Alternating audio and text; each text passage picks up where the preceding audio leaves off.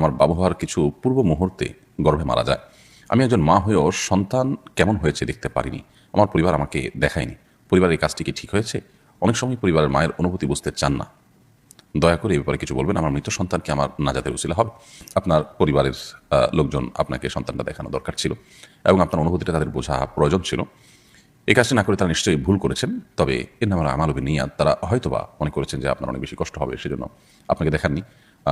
সেই জায়গা থেকে তাদেরকে আমি কিছুটা তাদের ওজোর আমি দেখতে পাচ্ছি।